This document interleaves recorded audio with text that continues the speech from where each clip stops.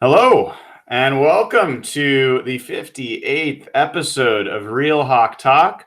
I'm Brian Nemhauser, aka at Hawk Blogger on Twitter, and it's great to be back. It's been a little while. We've kind of been doing the every other week thing during the off season, and a lot's kind of happened since the last time we were with all of you on the free agent front. So we'll dive into that.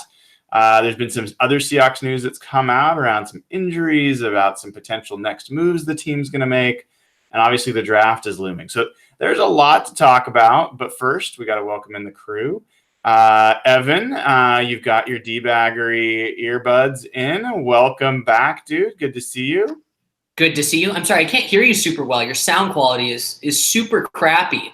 Maybe you could improve it with some AirPods. Huh. How about that?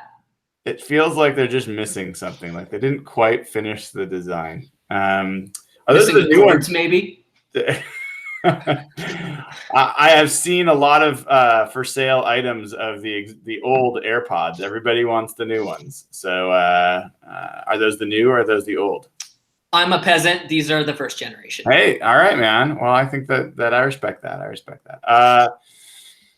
And then we have got a freshly shorn real Jeff Simmons. I think he is trying to look as young as Evan, or at least be the foil to Mr. Ernst. So, how you doing? I got a nice clean shave for the first time in months.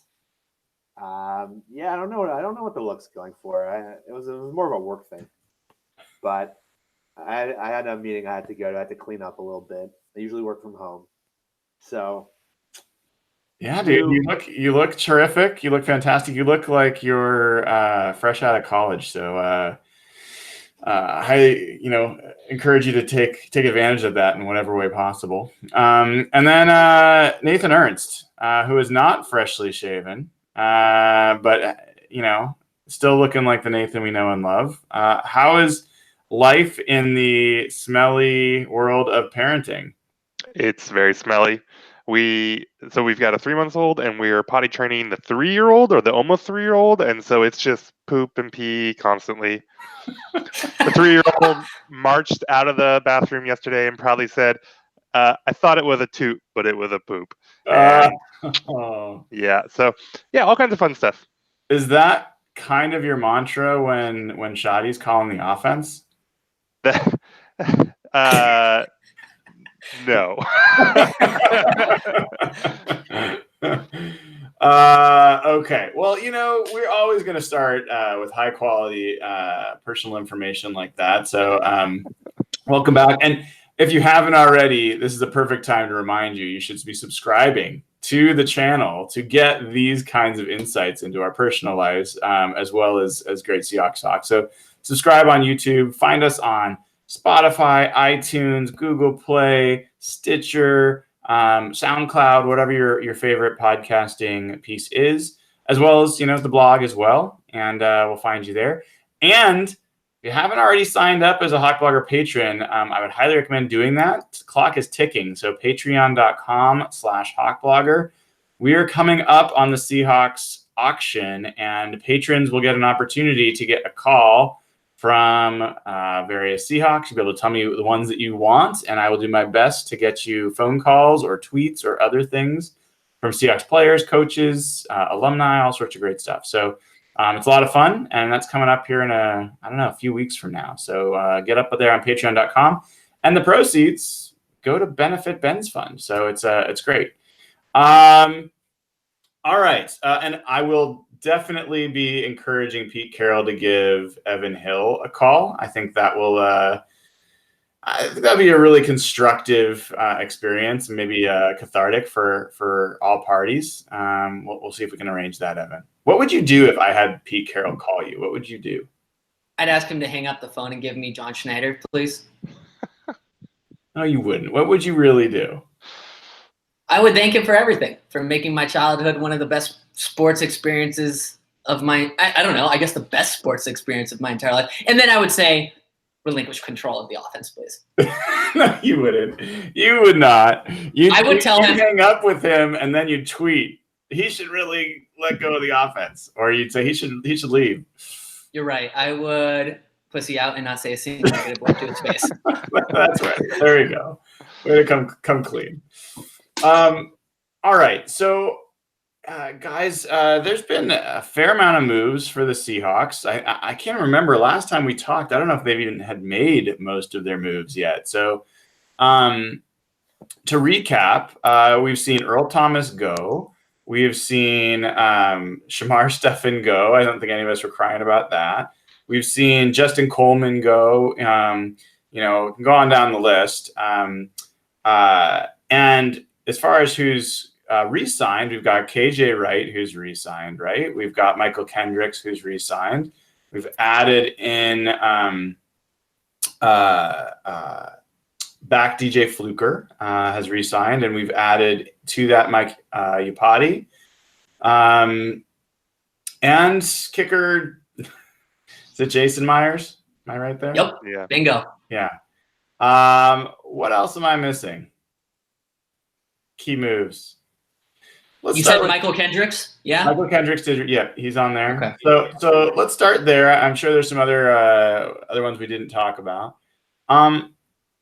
Starting with you, Evan. Let's start with a grade scale, and let's start with the grading scale, guys, on not what they could have done to avoid some of these situations. Like for Earl, don't think about this as like, what should they have been doing to not be here, but based on when this season ended to where they are right now, based on their free agents' goings and comings, what grade would you give them?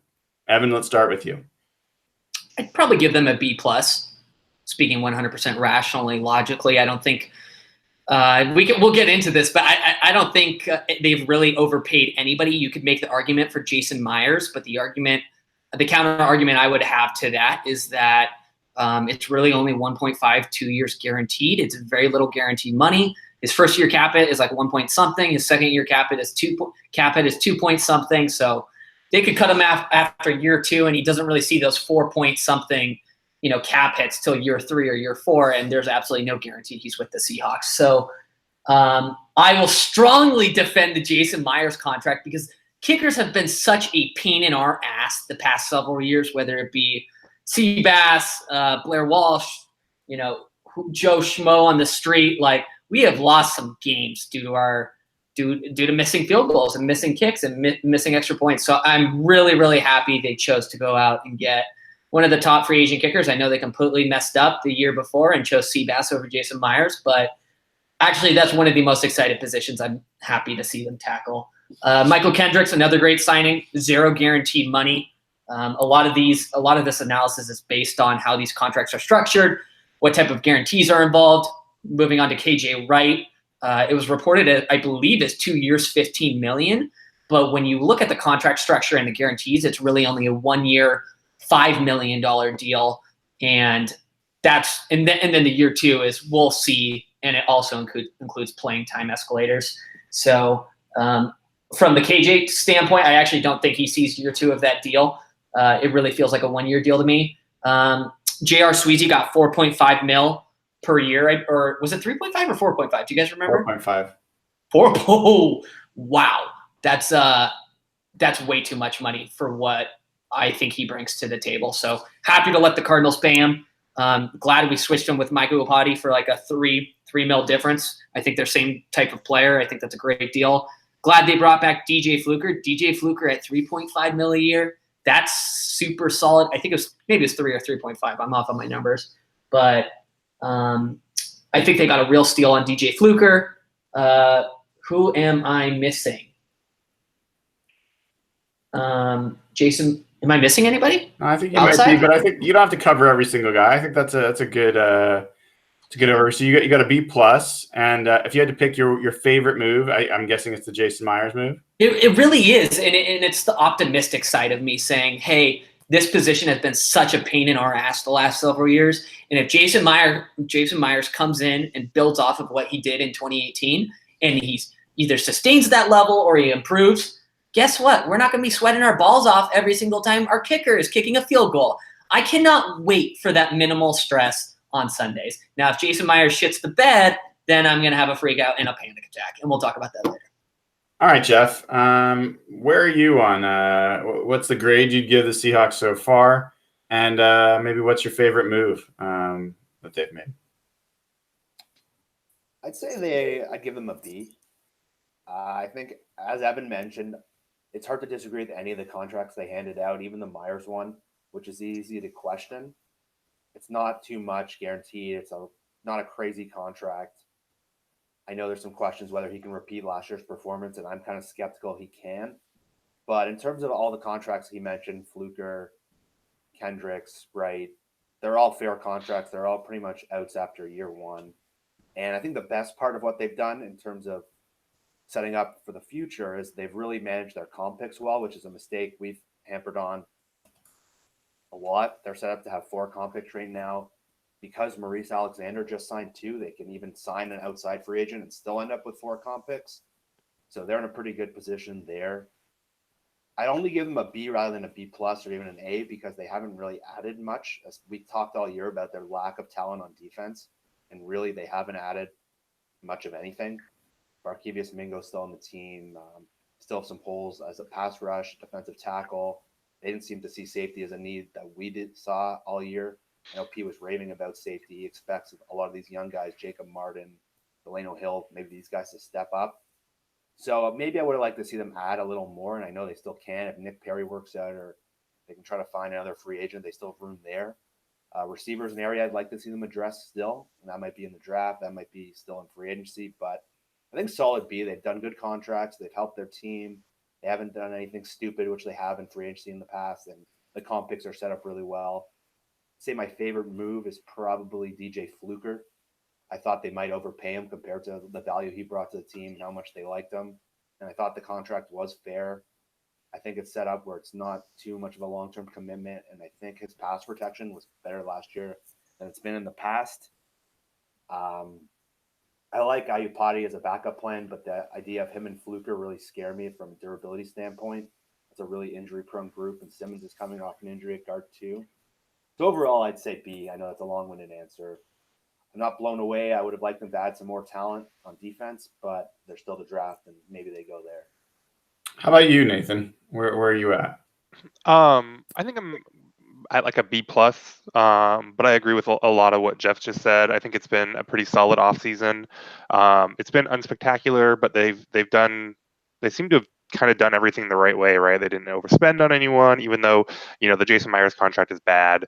And we can talk about that more in a little bit, but it's not like super damaging or anything like that.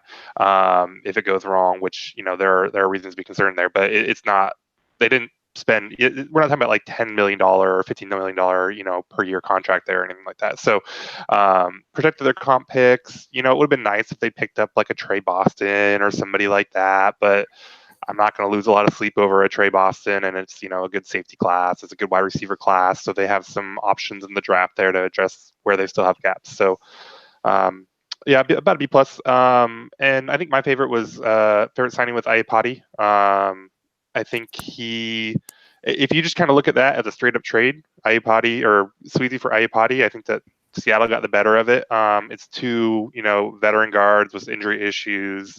I think Ayupati's at least as good as Sweezy from the little bit that I went back and watched to him, and considerably cheaper. So I thought that was a really solid pickup for them. Yeah, I think it's interesting that we're all in roughly the same area. So I'm at a B plus, somewhere in there. So I'll go with B plus because I think there was potential for them to make some crippling moves if they made, if they decided to go big on somebody, and I think that they kept their powder dry, so to speak, and didn't make any really, really dumb moves. I hate the Jason Myers signing. I just think the process of that decision is flawed. It's actually already cost them from a comp pick perspective. Instead of getting a 6th, they're going to get a 7th because Myers' contract cancels out Sweezy's. So, at least that's what Over the Cap has right now is the way it's looking. It looks like the Seahawks are in position to get a 3, a 4, a 6, and a 7. They would have had 2 6s, I think, something like that, had they not signed Myers.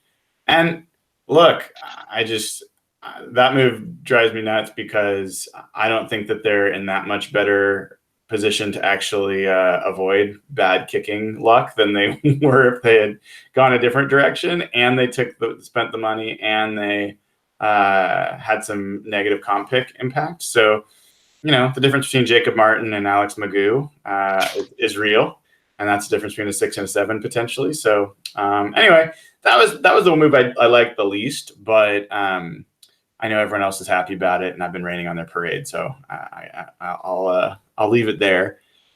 I think that the move that I like best was the Kendricks move. No guaranteed money whatsoever.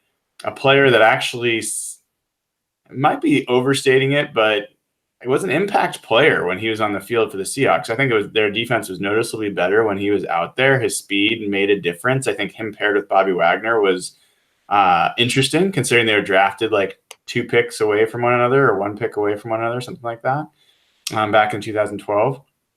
And there's really no downside from a football standpoint. You could say morally there's a downside, but if it doesn't work out, they'll be out no money for having done so. And if it does, I think that they've got an upgrade at that position, considering he only played a handful of games last year. So that was the move I like best. I'd add that I also, as much as I wanted Justin Coleman to stick around, I really liked the Seahawks did not bite. Like, I don't think there's a single contract that any Seahawks player, free agent, has signed with another team that I wish the Seahawks had kept them and signed for that same amount of money. Yeah, I think this is a responsible offseason so far, and I concur. I'd echo what Nathan's saying about Iupati. He probably won't be healthy all season, or for chunks of the season. Fluker will probably miss time. Like, that's just looking at recent history. But if they somehow do stay on the field, I think that could be one of the best guard tandems that the Seahawks have had in a long time. So that's a big deal if that works out. So excited about that. So a couple other things that I think we've talked about on this show that they have not done, and what is a little bit concerning to me is they've not picked up any help at safety. Like, if there was one position that, we talked about in this show, I think there's 2 positions we talked about in this show: pass rush and adding more pass rush help, and adding help at safety were the 2. Broadening it out a little farther, we talked about secondary. They've not added a corner, they have not added a safety, and they have not added a pass rusher. So I'm curious, Nathan, what would it do to your grade if the Seahawks do not add a safety, either through the draft or through free agency heading into next year? I'll be pretty mad if they don't end up adding one through the draft. Especially like if they just don't. I mean, I know they have limited picks at this point and stuff like that, but to not add one at all, especially from this class. And now the thing with the Seahawks is they tend to go against the grain on class depths. When we say that they have, they drafted Nick Vannett the year before, the really good tight end draft, and then last year they drafted. I don't know. I don't remember the specifics, but they've tended to go against it. When it's a deep class, they don't always go with that position. So maybe they'll piss me off this year. But yeah, I just can't imagine they would get through the entire draft without adding somebody. They tend to grab a safety late at least, and none of these guys, I mean, McDougal's good. He's got some health issues. He's probably not a long-term solution. Thompson has a lot to prove. Hill has a lot to prove. So to get through the draft and not add anybody would be really disappointing. Yeah. Evan or Jeff, any different thoughts there? How big of a deal would it be to you if they don't add a safety one way or another? Yeah, no, I think Tedrick Thompson is a real liability. I think he's a real problem. I think when Pete was asked about the safety situation, I think it was either today or yesterday, the first person he mentioned was Delano Hill. I don't even think he mentioned Tedrick's name. And for Tedrick to have so much hype from this coaching staff and fellow players, his peers, this past offseason, I have real concerns about Tedrick ever being a real contributor. But I would branch it out even further and quickly note, I'm worried about the cornerback group too. Justin Coleman walked. Who's your nickel corner? Okay, sure, you signed Akeem King for $1.4 million. I actually think he has some potential, but you're talking Akeem King, Jalen Reed, I think is his name, and then some other random corner I don't think I've ever heard of in my entire life. I think they need to add to the DB group, because if this is the starting group come the beginning of the season, they're going to get a let up all year long. Yeah, I mean, you feel free to jump in on the safety one there, Jeff, but switching to cornerback as well. Pete today talked about on the John Clayton show. He did mention Akeem King, and he talked about that. Hey, Justin Coleman's a guy that we brought up, and he grew with us, and we think there's some guys on our staff that roster can grow. He mentioned Kalen Reed, but he talked a lot about Jeremy Boykins. 6'2", 183 pounds. He was an undrafted rookie at a University of Central Florida last year, same as Shaquem. How would you feel if they don't add to the corner spot? This is for you, Jeff. I would be concerned. The one area on the opposite side of it is Pete is probably the best coach in the league at developing defensive backs and evaluating talent at that position. I know when Maxwell came up and Jeremy Lane, who had a couple good years, those were not name brand guys. They were like 6th-round picks that had developed slowly at first, mostly played special teams. So maybe some of these guys can develop into that kind of player. There are no Walter Thurmans hanging around the staff, it doesn't look like. So I'd like to see them spend a 5th or 6th rounder if they end up getting one of those on a corner, a developmental guy, push outside guy, push the corner. Somewhere like what they used on Trey Flowers last year. I'd be concerned because Shaq Griffin really took a step back last year. Trey Flowers is a physical player, but there's not a lot of playmakers in the secondary. We mentioned the safety problem. Tedrick just hasn't shown any ability to pick off passes or make plays on the ball. So if you combine the whole secondary, there's just not a lot of playmakers on this unit. There's some good hitters. McDougal shows some flashes, and Delano Hill is more of a box safety. So if looking at the corner group, Trey Flowers is really the only one I'm pretty confident in right now. Shaq, I need to see more in terms of ball skills, and I'd like to see them invest that 5th-round pick, 6th-round pick, that boost this group. Yeah, it's interesting. I've been definitely pounding the table about upgrading and not being satisfied with their corner group and especially their safety group. And if I only had to choose one, if I could only choose one, safety for me for sure. I feel like there's such a downside risk there. I think Tedrick Thompson is not a starting quality safety. I don't think he's replacement level, and I think that Delano Hill I have some hope for, just because I think his athletic profile is a little more interesting. But it feels really risky where they are at safety. And so that's one that I got my head scratched a little bit about what they're doing there. And there's so many veteran safeties that they could be waiting in and having picked one up. I'm just kind of surprised that they haven't done that so far. So we'll see. Hopefully they find something in the draft. It is a safety-rich draft, so that's good.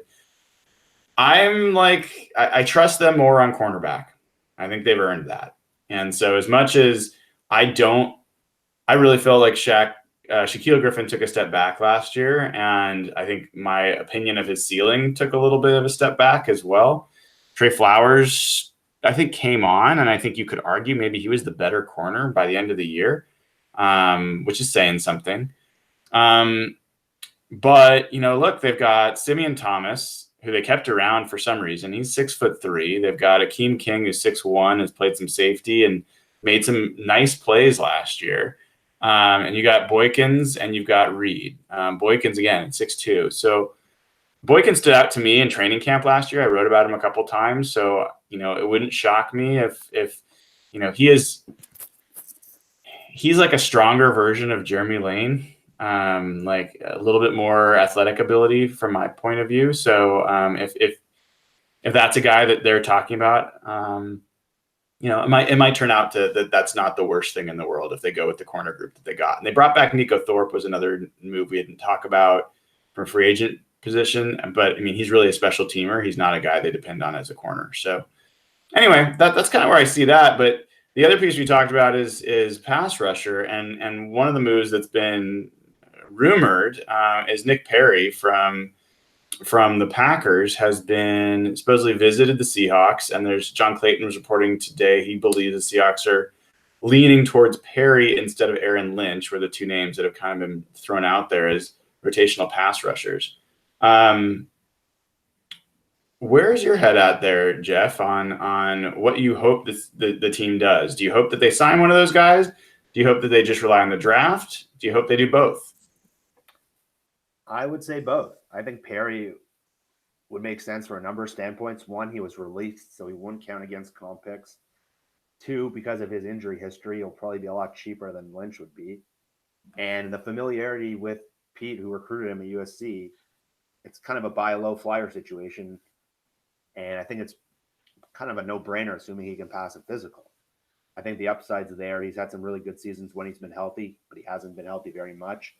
And I'd also like to see them supplement in the draft. It's a really good defensive line group. It's probably the strength of the whole class. I don't think it's their biggest need. If they really believe that Jacob Martin can take that step forward, I think receivers are their biggest need. And we'll get into that later. I think that would be the first area that they need to address to me. But all year we've been saying their pass rush is too reliant on Frank. They haven't added anyone. We thought the free agency class would line up for something. They didn't seem to be in on Houston. Doesn't seem like they're going to be in on Sue. Ansa's got a bad shoulder and doesn't seem like they're visiting with him. So really Perry's the only guy really I can see. Because Lynch is a UFA and maybe they don't want to pay the price to get him. So I think Perry makes the most sense and definitely supplement the draft as well. Yeah, same question to you, Nathan. How would you feel if you want to add a Nick Perry? Do you want to do that and the draft? What's your point of view? I'd like them to grab not necessarily Perry, but one of the pass rushers that's still out there. I'm kind of thinking that with their limited draft capital, that maybe defense. I mean, you got to see how the board falls and all that, and they'll have a better idea of that than I do. But maybe not looking at defensive end this year. Pete talked about Jacob Martin. He was promising. They did take Rasheem Green last year. He was promising in the preseason, kind of disappeared in the regular season. But pass rushers take time, and he was expected to take time anyways. And you already have Frank. So if you could get somebody that can kind of, like a Nick Perry type or a professional pass rusher type, hopefully get some, health out of them and see a little development from the younger guys that you already have, then, save on the draft capital and look elsewhere for spending that. So yeah, Nick Perry, price is probably right with him. If they just kind of, I think that they should be patient at this point with whatever they want to do. See what happens with Ansa's price tag, and Sue's a defensive tackle, so they probably that's a different deal. But they seem to want to run stuff for there anyways, based on what Pete said today. So I think a vet pass rusher supplementing what they have and then hoping, kind of banking on growth makes sense. Yeah, I mean, I know, Evan, that you're cheering for the Seahawks to sign anyone that was a Packer because it is your second favorite team. But, I think the Perry move makes a lot of sense. I think that for the reasons Jeff mentioned in terms of the comp pick, that's always great. But he's got a lot of upside. And as long as, I can't imagine that they would give him a big long-term deal of any sort. I think it would be a 1-year prove-it deal with probably not a lot of guarantees and a lot of incentives. And the guy had double-digit sacks a couple seasons ago. So why not? Why not bring in a guy like Nick Perry? I think it depends on price. I think there's major incentive for him to come to Seattle, to be quite honest. He's never played on a squad with a franchise quarterback, so he has that going for him in Seattle. He had 7 sacks in 2017, like you said. Either broke his leg or tore an ACL in 2018, in like game 4 or 5 or something like that. So, he's only like half a season removed from a pretty productive year. So if he's somebody, I feel like, I know a completely different position, but he reminds me almost like of a Bradley McDougall type, where he may have fallen through the cracks a little bit. And if they can get him in for the right value, absolutely do it. I think banking on Jacob Martin, okay, I'm normally the optimistic guy, but I think banking on Jacob Martin, Frank, and Rasheem Green to all be contributors this year is kind of risky. I think you can only reliably declare one of those guys, Frank Clark, as being a contributor for next year. Jacob Martin, yes, he looks, promising, but he could take a Shaq step back. Like, I hate to be all pessimistic here, but I don't know. So no, I think that's right. And I mean, there still are some names out there that are worth kicking the tires on. Adrian Claiborne. These aren't guys that are gonna like necessarily. I think Perry, if he's healthy and can be out there, he's a frontline pass rusher. Like, that's why he's appealing to me. But a lot of these other guys are fine veteran situational. You've got Adrian Claiborne still out there. Aaron Lynch, who's younger, but is there. Cassius Marsh, joke or not, like, the guy's good special teams player and can get you, 4 to 6 sacks in a season. Deion Jordan is not the worst idea in the world. He was injured most last year. Who knows what his situation is? They probably know better. Another name we haven't talked about, but I've always found to be decent for the Rams was Matt Longacre. I don't think he's, again, huge upside, but he's 27. And again, we're looking for a guy that can get you 3 to 5 sacks in a situational role. So, and Benson Mayo is still out there as well. These are all guys that could potentially fill at least give you a little bit of a safety valve and not be completely dependent on those guys hitting like Evan's talking about, or having some quality of draft. Let's be honest, though. They have a few positions of need. And, no matter all those names you rattled off, if they sign any of them, they're still banking on Jacob Martin and Rasheem Green. Like, we're talking about, like you said, that 3 to 5 sacks from situational pass rusher. And so these younger guys are going to have to step up, even if they do end up spending the first round pick on a defensive end. These guys take time. Defensive ends don't pop in terms of sack totals right away usually, right? I mean, Frank was pretty rare in that respect. So they have a first, and then they have a 3rd, 4th, and 5th round pick. They'll trade back, but the idea that they're going to pick up a couple high picks is probably not realistic unless they do something like trade Frank Clark, which then you're kind of right back where you started. So, if we're concerned about safety, if we're concerned about cornerback, if we're concerned about defensive end, we're going to talk about wide receiver, I'm sure, in a little bit. They only have one high pick to address, to really go out and majorly address these positions. So, like it or not, they're banking on Jacob Martin. Yeah, I agree. I think everything you said, I agree with everything you said. And the interesting piece here, guys, is Pete's, calling out that, yeah, we need to go get a run stuffing defensive tackle. So, I mean, we've heard like Earl Mitchell's name come up and stuff like that. We've already seen them spend one high pick on a run stuffing defensive tackle, and Reed's turned out to be more than that, but they traded up to go get him, right? Mm-hmm. Yep. So the idea that they, again, that one pick, do they trade back into the early 2nd round and then draft Christian Wilkins or whatever the run stuffing defensive tackle is that's there? Like, yeah, maybe that's where their 1st round pick goes. If they have if they use like their 6th or some later pick and draft what's the guy from Washington? Greg Gaines. Oh, he's going to go sooner than that, though, I think. I would love that. I think he's going higher than that, though.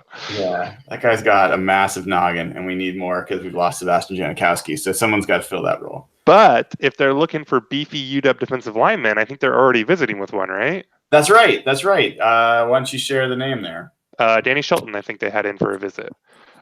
Did they really? Yeah, they were linked to them. I don't know what exactly happened there, but yeah, I like that. I mean, especially run stuffing defensive tackles are probably only so important. They're certainly only so important, but Shelton is undoubtedly good at it. And 26. I mean, yeah, young. He's never going to be, a total. He's not a pass rusher, but he's. I mean, when he came out in the draft, he had some really impressive short, very, very phone booth type quickness, very small area quickness. But he can move a little bit. So maybe there's an opportunity for them to develop a little bit there and get something more than just a big body. Yeah, and they've done well in the past, like bargain shopping and free agency for that spot. They got Alan Branch and Tony McDaniel, and even Atuba Rubin. So a guy like that, Shelton kind of fits that mold in terms of like a guy you can get on the cheap. I would not want to see them use their first pick on a run-stopping defensive tackle or their second pick. That would be stupid. Are either of you, is anyone on this pod hoping that they wade into the Ndamukong waters? You know, even if that cost them a comp pick as a result. For sure. Yeah, definitely. What comp pick would it cost them? Well, what do you think he's going to sign for? I mean, let's talk about that for a second. I would sign him for the right price. What's the right price? I'm worried it's like low teens right now. No, then I'm out. You can get him for like 7-8 million. I'm worried his number's like 10, 11, 12. What did he get last year? It wasn't 14. 1 Did year. he really last 14? year? Yeah.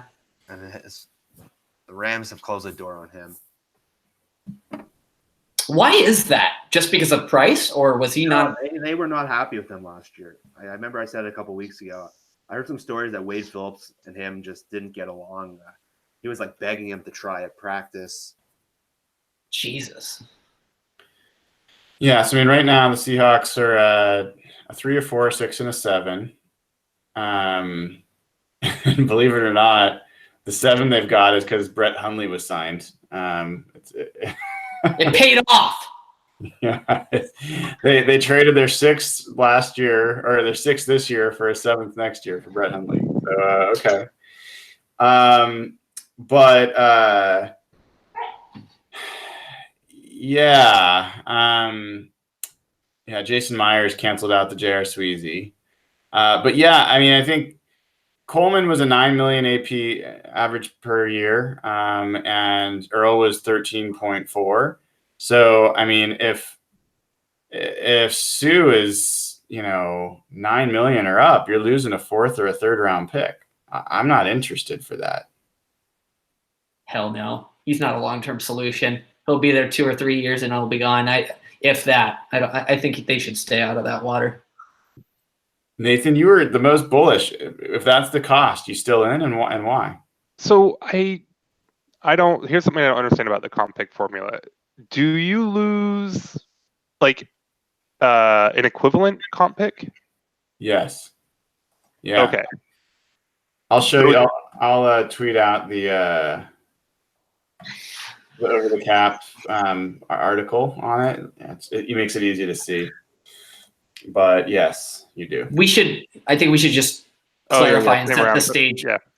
Okay. I think we should just clarify though for anybody listening that we don't know the comp formula. It's a secret NFL thing, and Over the Cap just reverse engineered it to the best, and they're pretty accurate about it. Actually. They've been almost perfect with it.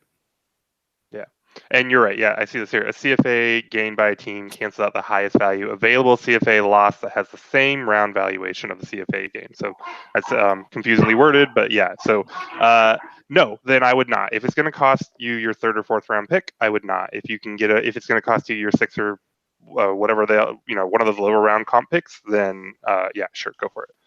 Got it. Yeah. So I think, Timmy Jernigan's out there still. He's an interesting player. He's 26 as well. Muhammad Wilkerson's out there. He's 30. He definitely didn't have a great year for the Packers last year, but he's been a difference-making defensive tackle. And who knows? We joked about this last time. Won't happen with the Seahawks, but it sure sounds like Malik McDowell believes he's going to play again this year. What do you guys think about that? Do you think that Drew Rosenhaus, for people that don't know, his agent came out and said that the Seahawks could never clear him physically, but that they have an independent medical professional who has cleared him to play, and he expects to play this year. What's your take on that, Jeff? Like, what do you think's going on? Well, when Pete heard the report this week, he made a very snide reference to the only doctor clearing him was Dr. Drew, which was Rosenhaus, which is his agent. So I have no problem with the Seahawks erring on the side of caution when it comes to an injury like this, of this nature, that ATV injury, that's about brain injuries, head injuries. I have no problem at all if they're erring on the side of caution. If their doctors won't clear them, then I can't rip them for that. It would be frustrating as hell if he comes back and goes to Dallas or something and it's like a game wrecker. That would be the worst thing ever. But everything that's come out, it's hard to blame them. It seems based on his body, based on his reaction, it's hard to blame them for. Evan, how would you feel if Malik McDowell came back and played for another team this year? I want to be very clear about some takes that I've seen on Twitter recently.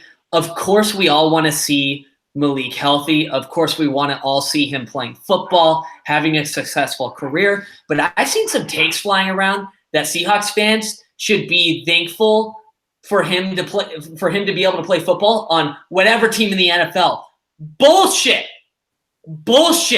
If he plays for the Cowboys and he is successful and he ends up getting an amazing contract and he is a game wrecker, I'm going to be pissed. You know why? Because the Seahawks spent a freaking second-round pick on him. The Cowboys didn't. We did. We spent a high second-round, almost first-round pick.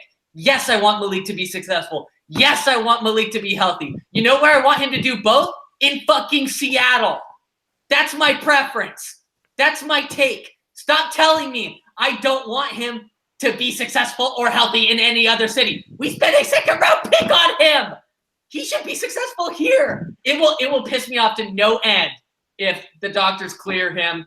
And I understand the whole caution thing, but it will drive me to be in a mental insane asylum if he is successful in Dallas. Nathan? I mean, the ship has sailed. It'll be really frustrating if he does go on to be successful elsewhere, but I'll still, I do think you have to wish the best for him. I mean, this is just one of those freak things that happened to the Seahawks this time, and I don't think it's worth really getting worked up over no matter what happens. I mean, really, it's just wish him well and hope for the best, and that one's water under the bridge. Nathan, I'm pretty worked up about this one. I can tell. I get it. Like, it is infuriating. Like, I mean, it's hard too because you really can't be mad about it, and sometimes that just makes me all the angrier because it's like it sucks. It's a second-round pick. He potentially could have been very good. Like, I wasn't a big McDowell guy, but I got it. Like, I saw why they took him there, and so it's a bummer thing. But I think it's probably it's definitely a lot worse for him than it is for any fan or whatever. So for sure, water under the bridge on that one. It's not worth losing much. Have you guys seen? I know this is a random tangent, but have you guys seen the pictures of him on Instagram? He's thin.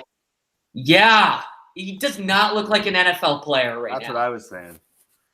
Yeah, if he has been cleared by doctors, and these pictures are real, which is never a given, but yeah, he's whatever his health status is, he's definitely not, throwing up much weight. Well, what's going to really set Evan off is if he actually comes back as a Pro Bowl safety. We all thought it was going to be Earl that we lost to Dallas, but they've been looking at Malik McDowell for safety this whole time. 6'9" or whatever he is. It's going to be amazing. Enough about that. I actually not enough. I will just say I hated their process and how they got Malik McDowell on this team. I've been very clear on that. I didn't like their trading back multiple times to make that pick, regardless of who they picked at that spot.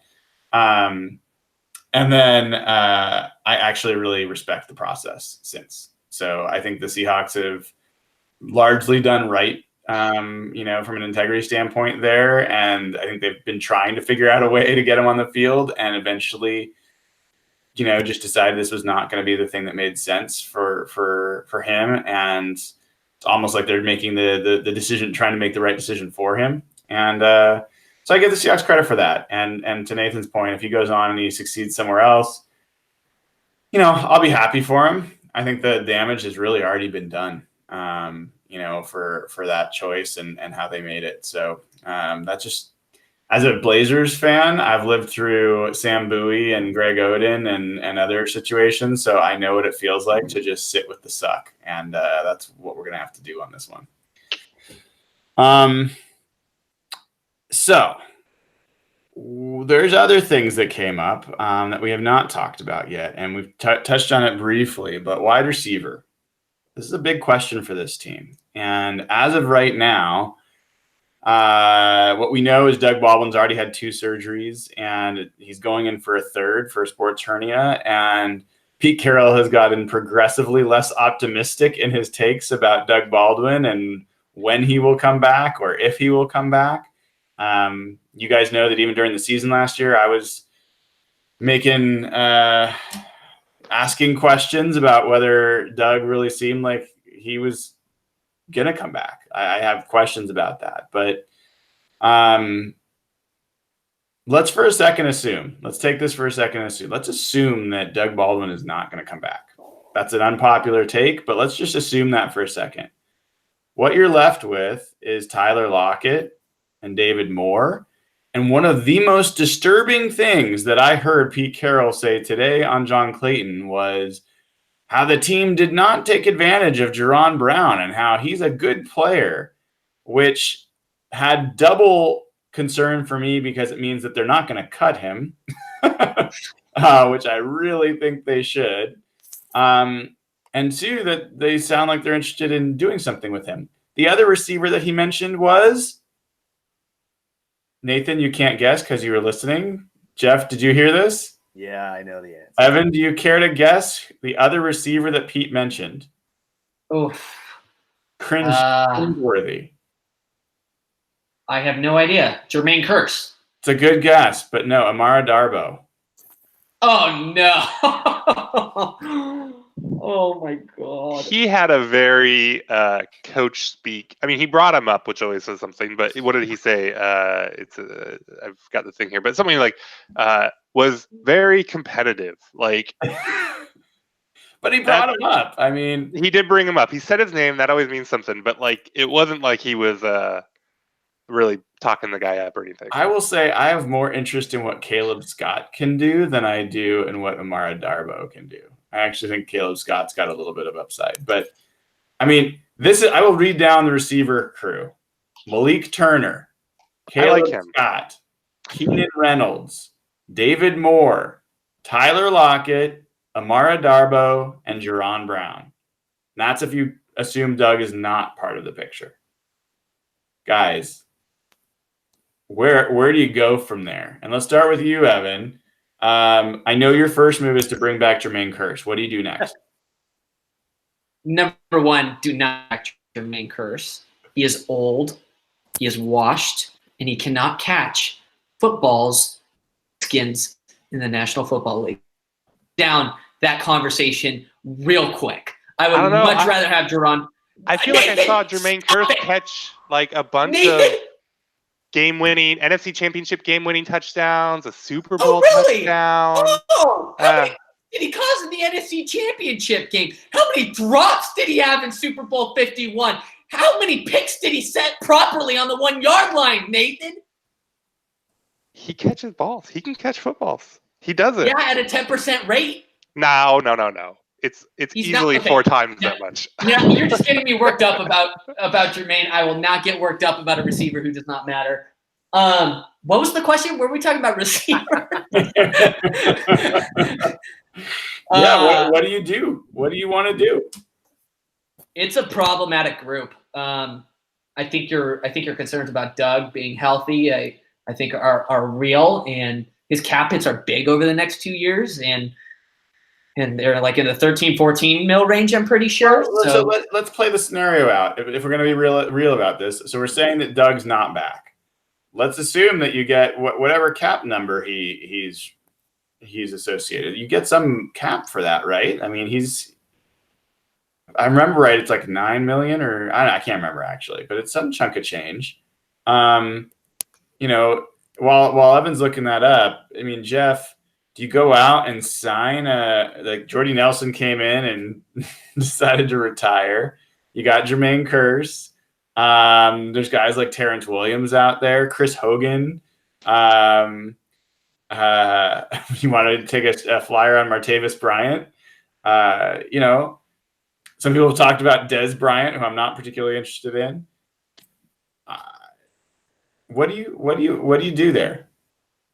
I said it before. I think the number one draft priority this year has to be wide receiver. I think the Seahawks have to operate under the assumption that Doug won't be back. And even if he is, that's just a big bonus to you. I think that's a smart way to plan. I don't think assuming he would be back would be good planning. just from an injury standpoint. And if he decides to walk away, Mark Garofalo seemed to be hinting potentially that. And I was surprised. Pete didn't seem very bullish about Curse when he got asked about him this week. He seemed to like bring up how he had kind of a bad season last year. He did. Which is not Pete's style. Maybe he's trying to lower the price. I don't know. But Curse has made it pretty clear he wants to come back. And Garofalo mentioned him too. But to me, I would spend my resources in the draft. And I think Moore and Brown are fine if they're your 3 and 4 receivers. Maybe you bring in a guy to compete with those guys, a Curse or a Hogan. If you can get them cheap, you know they can play at the very least. But to me, I know Nathan's mentioned a couple guys on Twitter. Hakeem Butler's a guy I'm really, really high on. I know Doug mentioned Terry McLaurin. He's a guy that really fits what the Seahawks look for in terms of like special teams play, big play potential. If you move back from 21, he's a guy you can spend a high pick on. I think just in terms of even Pete talked about today about how the passing game needs to improve. And I think receiver, even if Doug is back, they have to get better at it. We don't know what David Moore is. He seemed to fizzle down the stretch. John Brown kind of is what he is. So to me, that's the biggest thing. You got to spend a high pick. This draft is good from round 2 to 4 to receiver. If you move down to round 2, that's the area you need to address. I think it's a must. So you do not get a free agent. You just go draft.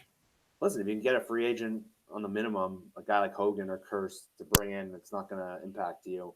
Why not? They have the bodies. They have the space on the roster. But there's no one I'm prioritizing. All these guys have slipped through the cracks in a passing league. There's a reason they're unsigned. So if you cut Baldwin, you save close to $7 million this year. Next year it's $11 million, so not as much as I thought it was. But there are some intriguing free agent names actually still out there. You guys might hate me for saying this. I'm not sure we should completely pass over Michael Crabtree.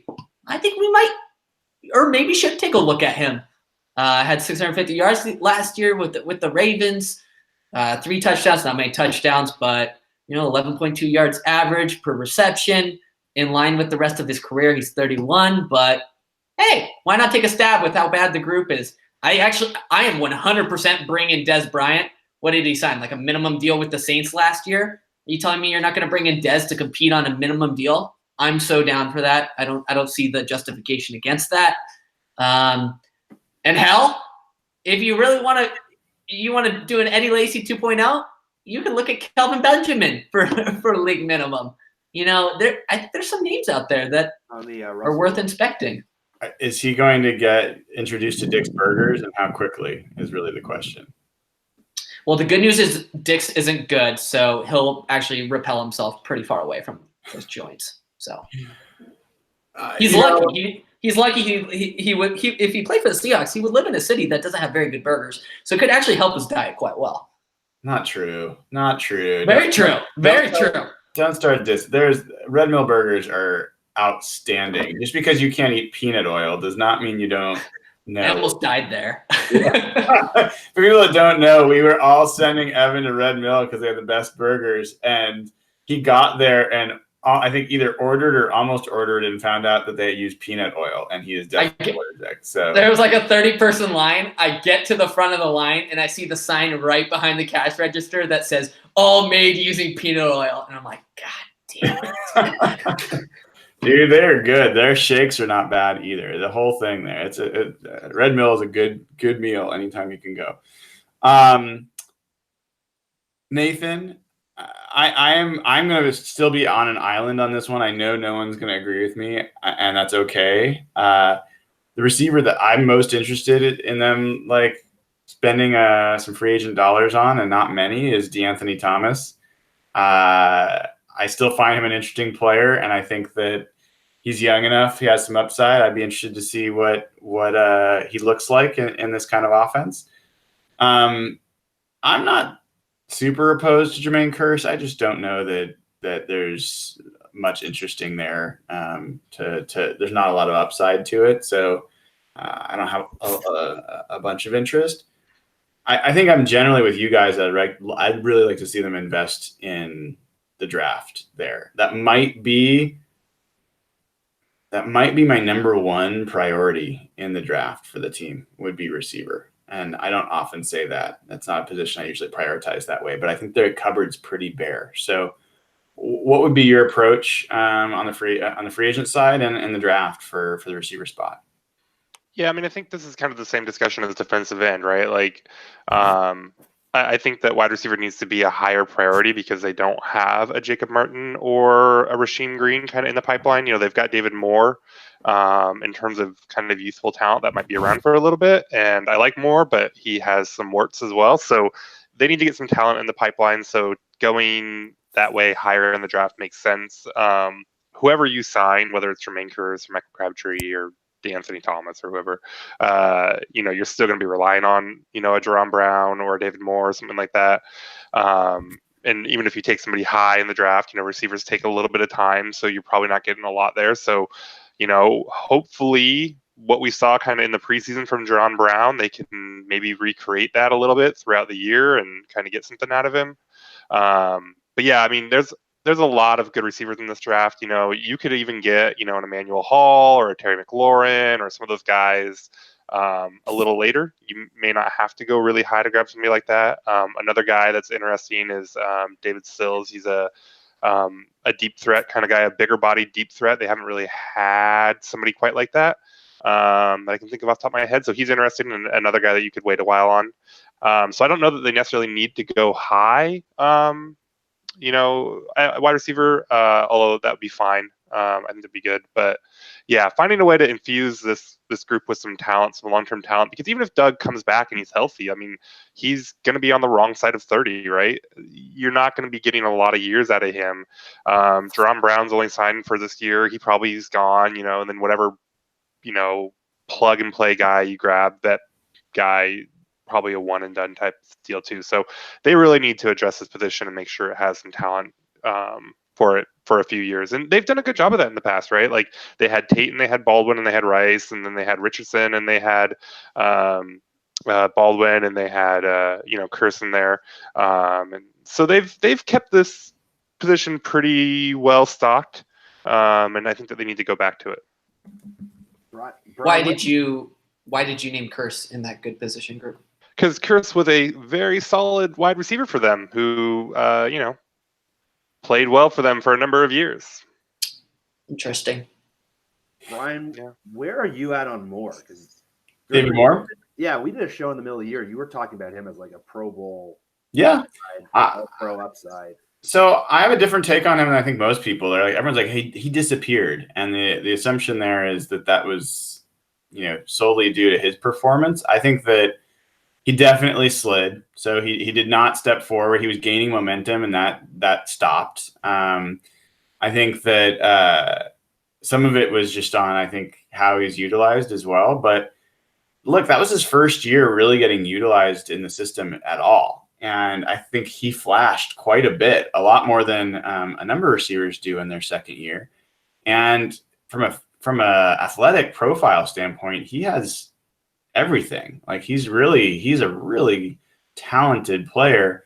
So I think his upside is his ceiling is still the same place. I still think he can be a really, really good receiver. Is he guaranteed to be? No, but I think he's a really interesting prospect. And if he was to get all the snaps that, you know, we're going to Brandon Marshall and, you know, other guys last year, and they consolidated all with David Moore, and they found some ways to get him the ball more often, especially in space, which I don't think they did very well with any receiver last year. I think he's got more to give, for sure. No pun intended. So, like one of the things that I really believe that the Seahawks offense and Shoddy's offense should be exploring is you can be conservative, as they seem to want to be, and pass the ball if you look to give guys opportunities to run after the catch and pass into space and do short passing. And with guys like J.D. McKissick, if he's healthy, which no one ever thinks he's going to be, C.J. Prosise, and with a guy like David Moore, I think you give those guys an opportunity to make people miss in space. And I think Tyler Lockett fits in that camp too. I think that they can make short conservative passes and potentially get some really interesting gains from them. So, yeah, it's a long answer on Moore, but that's kind of where I see him. 32 combined yards his last 5 regular season games. Yeah, but on how many targets? Let me see.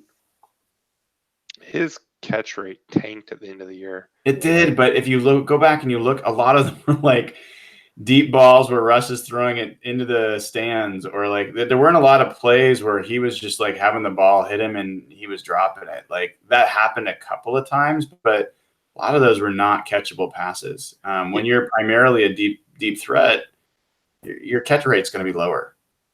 Yeah, let's see here. He had 16 targets over his last 5 games, brought in 4 of them. I mean, you're right, though. He got some of those, cursed targets where it was like Russ was just had to go somewhere with the ball. I don't think there's any reason to be down on David Moore, but he's still got a long ways to go. And I think you're absolutely right. Like for where he came from, second year, first real time getting major action, like it's all positive. It's all good stuff. But he's still a long ways from being a real solid contributor to this team. Which, doesn't mean he can't get there. It doesn't mean he can't get there this year. He could make that jump, but he has to make a significant jump. Well, let me put it this way. Between David Moore and Jerome Brown, who do you want getting more targets? Yeah, it's just depends on where David Moore is in his development. Well, of what there's just nothing on the line tonight. I mean, as a fan and as a somewhat well-educated fan, where would you hope that the team prioritizes targets between those two players? It wouldn't surprise me if Jerome Brown is the better player next year. I'll say that. Like obviously I would, if I get to pick, I would say I would love for David Moore to get like a ton of targets next year, because that probably means he took the jump and all that. But if I'm being realistic about it and I'm trying to if Jerome Brown ends up getting if you just told me right now that Jerome Brown, out snaps or out targets David Moore next year, that I'm not necessarily going to go into a rage about it, because there could be some very good reasons why that would happen. Yeah, I have a very low opinion of Jerome Brown. I thought he in the preseason, he looked like he was going to be a guy that was going to be getting 10 targets a game and contributing heavily. And maybe that's on the OC. Maybe that's a shoddy thing. Maybe it's a Russell thing that for whatever reason he wasn't, prioritizing Jerome Brown. I did not see Jerome Brown getting open very often, and his touchdowns, even that he caught a number of touchdowns, like 5, but a lot of them were scramble drill kind of like randomness. There was no talent other than him just being right where Russell threw the ball in most of those situations. So I don't think I saw almost anything from Jerome Brown that made me think, yeah, let's get him some more targets. I saw a lot from David Moore that said, yeah, get him the ball more often. So to me, it's pretty clear cut. But Evan, I don't know, you're nodding your head. I don't know if you have a point of view on this one. I would just go with the younger guy who I think has higher potential. We know that David Moore's ceiling is higher than Jared Brown. We know or Gerard, whatever his name is. Like I think we know name for Evan. we know his ceiling. We know who he is, and he might be a solid contributor next year. But I care about the next 3, 4, 5 years. I care about the relationship built and developed between Russell, the quarterback, and him. So I would probably lean on the higher upside guy. Well, and I think that you're absolutely right too, Brian, about finding ways to get more of the ball in space more. This is breaking my brain. They need to. He is good when he has the ball in his hand and he's running and trying to make football plays. Like he's a big, strong, physical, fast guy. And so if they're going to actually incorporate some of that into their offense, then that's the more that he could instantly, get a lot more targets and be productive without really changing him, developing anymore or anything like that. He could be a very good player, a very helpful player, if they can, use him that way. I think, like you said, I don't think we saw anything from Shoddy that says that they're going to do that. That was something that I was hopeful for. One of the few things that I was really hopeful for with Shoddy is that he, in his time with the Jets, and I think with the Rams too, he found ways to get the running backs the ball in the passing game, but we saw that a lot with like Mike Davis in 2-minute drills, where Mike Davis would run a yard past the line of scrimmage and turn around and they would hit him, and they get like 4 yards, and the clock would keep ticking. And so I haven't seen much from Shoddy beyond that. So I don't have a lot of hope for that happening. Yeah, well, I'm guessing I'm the only one on here that did a little fist pump when Pete Carroll said, "Yeah, we're hoping that CJ Prosise takes Mike Davis's snaps next year." I was like, "Yes." Him and everybody else, but like, we've talked a lot about what Pete Carroll has said recently, without the disclaimer that it is lying season right now. Uh-huh. We're less than a month away from the draft and all that stuff. So Pete Carroll is lying constantly to us as much as possible. So we should keep that in mind. Yeah, but CJ Prosise is going to be sweet. They have that secret CJ Prosise package, right? They saved it. Great. All right, fellas. Anything else we missed? We got the draft. We're going to do some draft work coming up here soon. But any other items that are worth spending a few minutes on? Do we want to talk about why the Jason Myers contract is bad? I know maybe we're just beating. I kind of hit my reasons. If you've got more reasons, I'm all ears. No, I mean, the big thing is that he was almost the exact same kicker he'd been his entire career last year, except that he made 6 of 7 kicks from over 50 yards, which is more than I think he had attempted at any point in his career to that point, and certainly more than he had made. And so there's reasons to expect that to regress. Long field goals. Oh no, actually, he took 12. He tried 12 kicks of 50-plus yards in 2016 and made 7 of them. So big swing in his accuracy there. It's almost completely accounts for his improvement, and it's unlikely to continue. Okay, I have a follow-up question. Actually, I have 2 follow-up questions. Nathan, number 1, yes or no answer. Is it possible Jason Myers gets better in 2019? No. It's not possible. I mean, he could, sure, he could make 100% of his kicks. Okay, follow-up question number 2. Why do you hate optimism? I just prefer realism. And you're the dude that was crapping on Jacob Martin, a guy that's actually gives you a reason to be optimistic. Come on. I'm just being a realist, Nathan. No, I think you guys are completely wrong on the Jason Myers signing. Seriously. Well, here's the thing. Jason Myers can end up being a great kicker for the Seahawks. And from my perspective, I will still be right. It is about the process of the decision that they made here. It has nothing to do with the result. And I would not similar to the result of the Seahawks being the number 6 offense and evaluating process instead. Nothing to do with them there. Actually, it's a really, really weak. We'll get into this later. I'm not going to dive into that one, but no, I think that you should never be spending meaningful free agent dollars of any sort on a kicker. I don't believe it. The same way you should never spend a first-round pick on a running back. I just don't think that's a defendable roster management decision. I agree with that, but I think even if you don't, there are people, especially I get the whole thing. We just lived through Blair Walsh and Sebastian Janikowski. Give me the dependability of a good kicker and all that. But there's reasons. Even if you think you should pay kickers, even if you think they should have made a big push for Gostkowski or whatever, whoever you like, there's reasons why they shouldn't have paid this kicker. There's reasons to be concerned about Jason Myers going forward. So I think whatever your philosophy is on paying kickers, I don't think you should do it. There's reasons to think they shouldn't have paid this kicker. And by the way,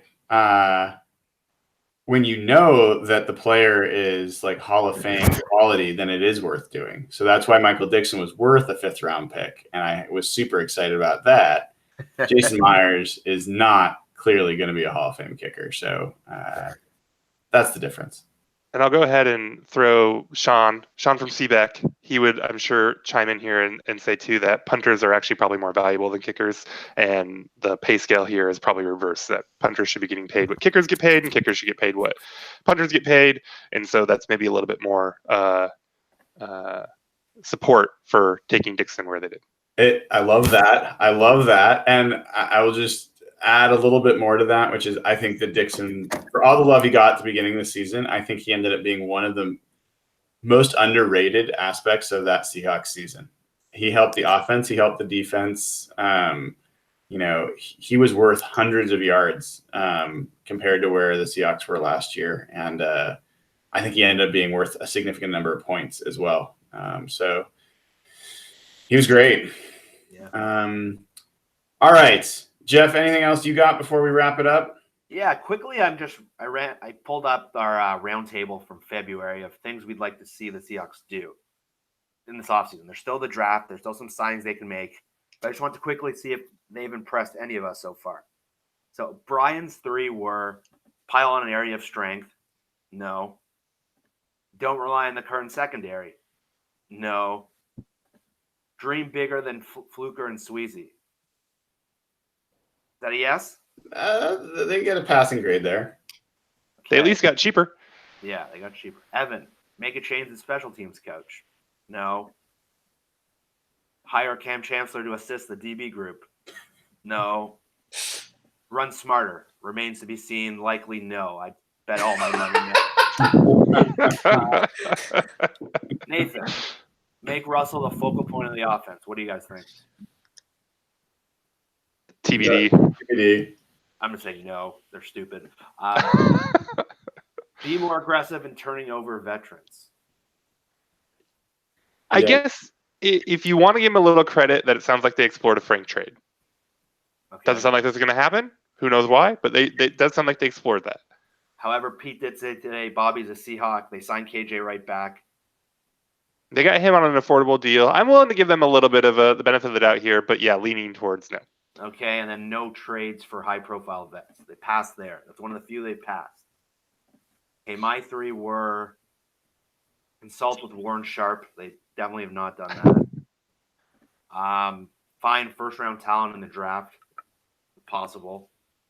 And then find a long-term solution at kicker. I don't think that's been done yet. I don't think they found they signed someone, but who knows what the hell he'll be. You know what? I will throw Evan. I'll throw you a bone on this one.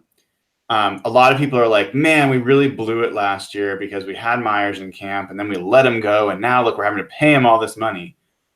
Everyone realized that if we had kept him, we'd still be having to pay him all this money, right? Like he was not on like a multi-year deal. Like if he had played last year and played well, we'd be paying him probably more than we're paying him right now. Or does it change their approach that if they had a cheap kicker in here that they had kept and then done well with, that they wouldn't feel the need to go solve the position? It wouldn't have, because the Seahawks don't learn from their mistakes. But it wouldn't have been a mistake. It wouldn't have been a mistake. It would have been learning from their success. No, what the Seahawks do is they overcompensate way too much for mistakes. And I do think that that's probably fair. And so I think that had they kept Myers over Seabass, they may have still believed in that process of just trying to kind of churn through kickers. You know, the reason I would not agree with that is because what they've done consistently is when a young player performs, they try to pay him. And so Hauschka, he was an undrafted, he was a free agent, a very cheap signing, and he played really well. And they signed him to what, 2 contracts? So I think when they have a young player that's a high performer, they try to keep him around. But in any event, the major point here was the Seahawks are certainly not paying any more, I don't think, than they would have if they'd kept Myers. And what I've said before, Myers did not win that job. The Seahawks, people say they blew it by not keeping him.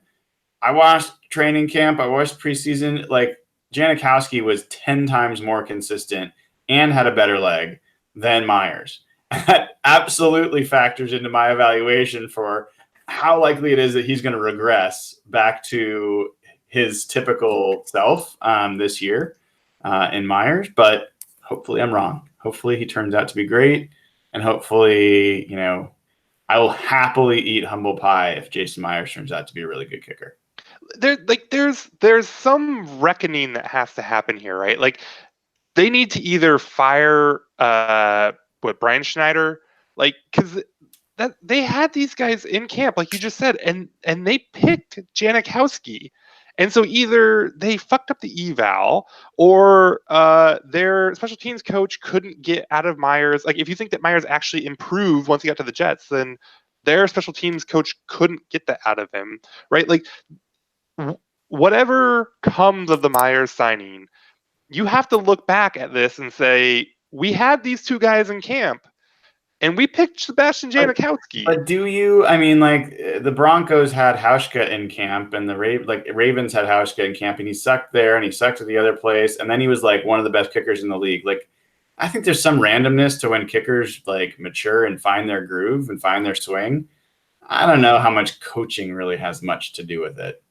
Well, it sounds like coaching has nothing to do with it because they literally don't coach kickers. Like kickers just they're either good or they're not, and nobody like it's like there's literally no instruction but I just think that there's whatever. Like I'm not saying that maybe they don't have to fire Brian Schneider or anything like, but there's a learning opportunity here for sure because you turned around and you cut a guy that you then turned around and signed for like three times as much this year. He'll be making about three times as much as Janikowski made last year. There's no question that Brian Schneider should have been fired. I just don't think that's the reason. No, but like maybe that's another log on the fire, or maybe there's just something that you have to look back on this and say, okay, whatever we think of Jason Myers, whatever we think of this contract, there's a learning opportunity here. We need to get better because of this. And it was pretty telling that the Jets didn't really make a push for him. They didn't think his performance was repeatable. And from what I understood, they lowballed him. They gave him like a minimum offer. Yeah. So the one thing that Evan was optimistic about, we've acted like a toddler in the Ernst household and just turned it into just all over it. So can't get away from this. Yeah. So look, I think in general, all of us were B or above so far for the Seahawks offseason moves to date. That's not bad. Definitely could have been worse. They've got a lot of nasty takes going on in this group, but I think it's safe to say that the moves that happen from here on out could greatly impact that grade. Obviously, the draft is way more important than what you do in free agency in most cases, unless you shoot yourself in the foot in free agency. And they've got some of their best moves come in these last few weeks of free agency. And they might be waiting for, May 15th when you can sign players and not affect the comp pick formula, something like that. So offseason's still right in the midst. So thank you, everybody that's tuned in. It's been great coming back, talking Seahawks. We will be back here in 2 weeks, hopefully at 7:30 p.m. Pacific time. And until then, please make sure you subscribe to the pod on YouTube or on your favorite podcasting channel, Spotify, iTunes, Google Play, and so forth. And join on the Patreon, patreon.com, patreon.com/hawkblogger.